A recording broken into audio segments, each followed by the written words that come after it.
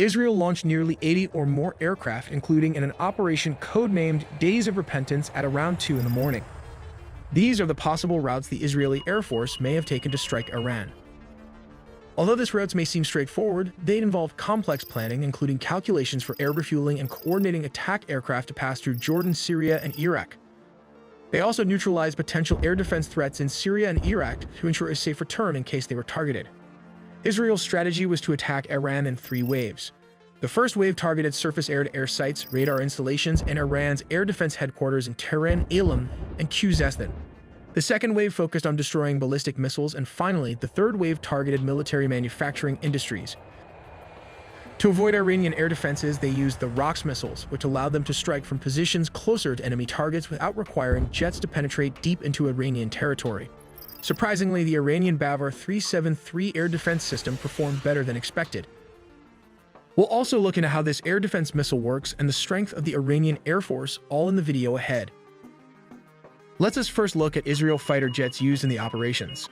The tip of the spears are the 5th-generation F-35 fighter jets, S-16 air defense jets, and F-15 ground attack jets, which covered approximately 1,600 kilometers, translating to around 1,000 miles.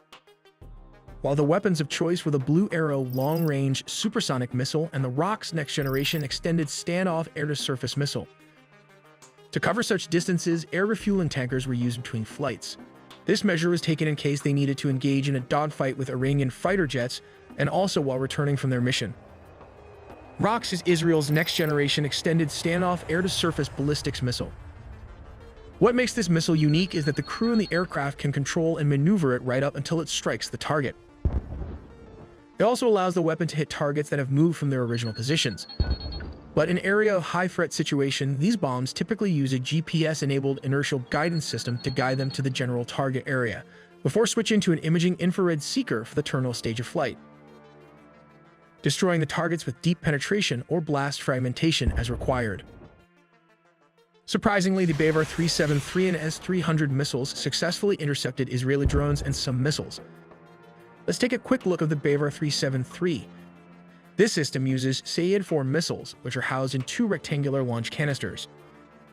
It features a phased array radar system for tracking both aerodynamic targets and ballistic missiles over medium to long ranges. One of the radars used in the Bavar 373 is the Mirage-4, a phased array radar with a range of 450 kilometers, which Iran claims this system can simultaneously track up to 200 targets. The Israeli attack can be divided into 3 distinct phases: first, second, and third wave, each targeting critical components of Iran's military infrastructure. The first wave focuses on disabling Iran's air defense systems. Tehran, Ilam, and Khuzestan are some of the region-verified attacks also confirmed by Iran that were hit or partially damaged. Key targets include surface-to-air missile or SAM sites and radar installations, crucial for early detection and defense against aerial assaults. Iran's air defense headquarters confirmed the attacks happened, which aimed to cripple the nation's ability to track and respond to future incoming threats. While the second wave targets Iran's missile capabilities, specifically focusing on neutralizing both ballistic and hypersonic missile systems. At least 3 missile bases were attacked in a second round or second wave of Israeli strike. IDF drones also targeted the secretive Parchin military base in the outskirts of Tehran, and finally 1 drone made it through the Iranian air defense and hit the base while others were shot down.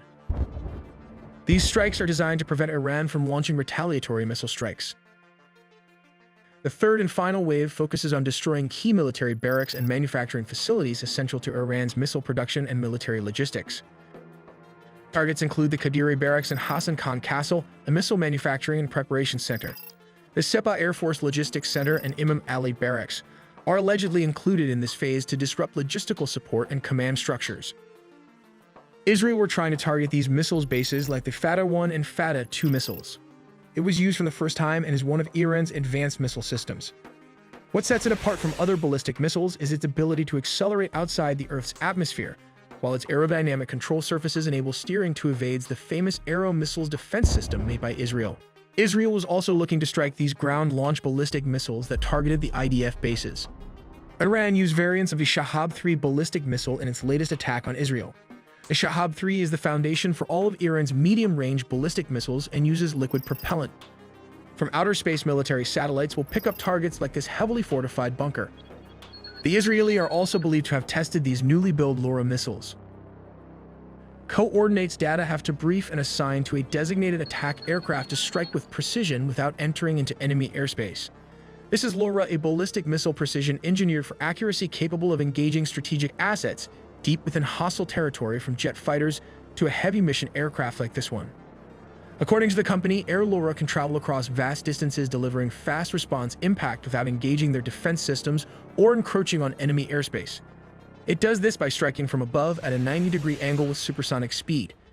This air ballistic missile can penetrate air defense shield, carrying a warhead that can be guided by GPS and inertial navigation system that is immune to jamming. It is also equipped with a huge warhead that ensures critical targets are neutralized with a single strike. You might be asking, where are the Iranian fighter jets and how do they compare against Israel in this attack? Let's break this down into several parts. To fight against the F-16 and F-35 jets, the Iranian have the tip of the spear. It consists of American-made aircraft, around 64 numbers of F-4 Phantoms that Iran purchased during the Shah's regime. The F-4 Phantom is Iran's primary attack aircraft and is considered the backbone of the Iranian Air Force. In addition, Iran possesses around 40 numbers of F-14 Tomcats, also American-made, which still have the capability to pose a threat to the F-35. Iran also acquired approximately 30 MiG-29 multirole fighter jets from Russia, interestingly designed to counter the F-16.